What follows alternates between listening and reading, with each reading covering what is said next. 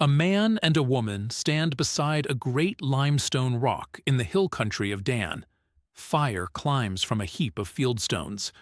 Suddenly, the stranger they've been speaking to steps into the blaze, rises inside the flame itself, and vanishes into the smoke. The couple collapses into the dirt, certain they are about to die. This is how the strongest man in the biblical record enters the world. There is no army, no muster of heroes, just an ordinary hillside, a sudden fire, and two terrified parents. Divine action here bypasses standard heroism. It chooses to operate through the earthly elements of the Levantine hill country, the dust, the rock, and the flame. For 40 years, Israel has lived under Philistine rule, the longest unbroken oppression in the book of Judges. During these 4 decades, no military leader rises, and no judge steps forward to challenge the occupation. The narrative shifts from national politics to the dusty hilltop town of Zorah. Here we find a farmer named Manoah and his wife, who remains unnamed in the text, and who has no child. The text describes her condition with a specific doubling. She was barren and had not borne.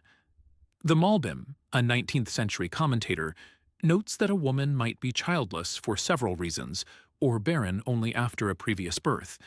By using both terms, the verse methodically eliminates every medical or historical possibility but one, a total biological dead end.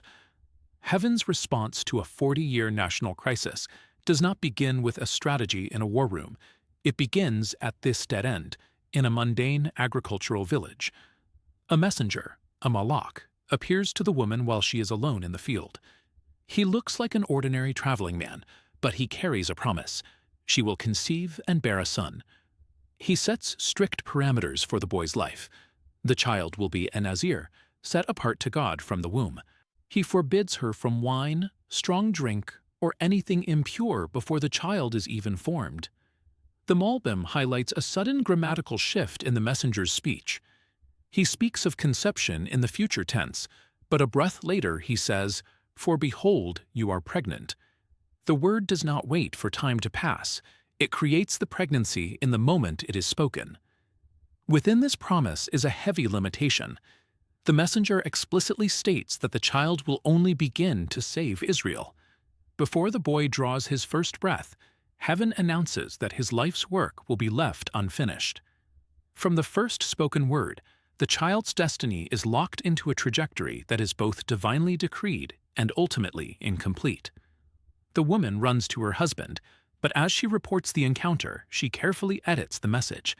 She acts as a filter, protecting the stability of her home and the life of her unborn son.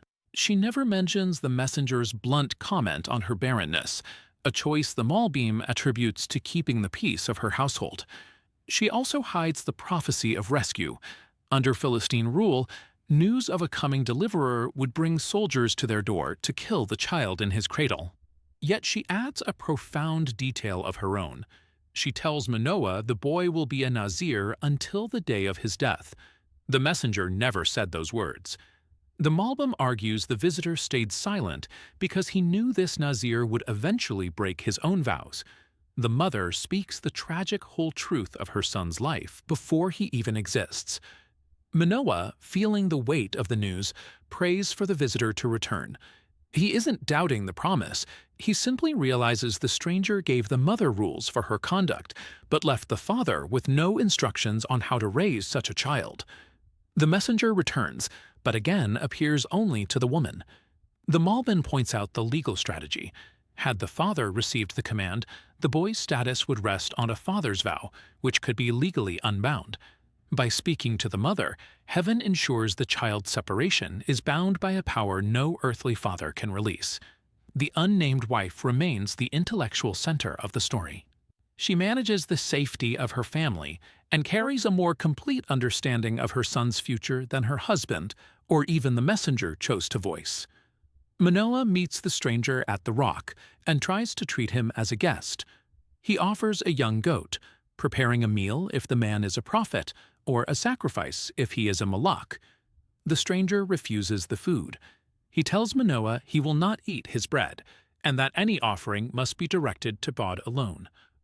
Manoah then asks the stranger's name so they can honor him later. The man's answer is cryptic. "Why is it that you ask my name? For it is Peli, wondrous." The Malbim explains that a heavenly messenger has no permanent identity. Its name is simply its current mission. Because this messenger was sent to perform wonders, for this hour its name is Wonder. Manoah lays the goat on the stones. Fire takes the offering, and the ordinary man suddenly sheds his human form. He steps directly into the blaze and rises with the smoke, vanishing before their eyes. Manoah is certain they will die, because they have seen God. His wife counters with the evidence at her feet. The fire took their offering as a sign of favor. They were shown wonders the dead never see, and the promise of a son remains unfulfilled. Manoah's attempt to fix the visitor into a known category, a guest to be fed or a name to be recorded, ends with an empty hillside. The messenger rejects the meal, provides a name that means wondrous, and vanishes into the fire, leaving the couple with only the ash of the sacrifice. The son is born. He is named Samson, an ordinary infant in a dusty Danite courtyard, held in the afternoon light. As he grows, the Spirit of God begins lefa'amo. The Malbim describes this as a physical stirring, a strength that surges and recedes in pulses, like a heartbeat, between the local towns. 40 years of brutal rule are answered by a child whose strength will come and go.